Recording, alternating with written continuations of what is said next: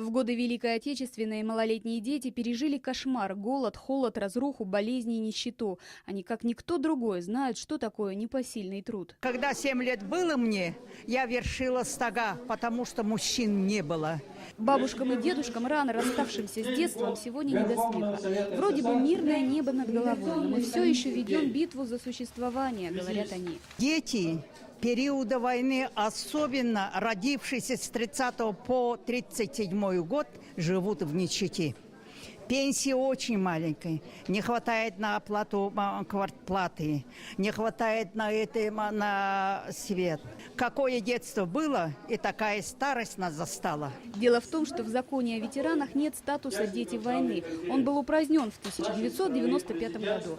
С тех пор люди со сложной судьбой остались наедине с собственными проблемами. Вот те, которые в самое трудное время, во время войны трудились, жили, росли, голодные, холодные, и трудились. Вот их должны обязательно обратить внимание, и статус «дети войны» такую должны делать. Люди, родившиеся с 1928 по 1945 год, не получающие сегодня льгот как ветераны тыла, не как ветераны труда, а их у нас примерно 20-25 тысяч человек в республике, получали такие же льготы, как ветераны тыла, как ветераны труда.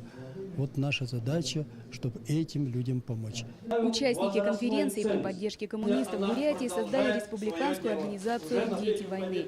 Инна Елизова, Байер Жигмитов, Дугар Айшеев, Вести, Бурятия.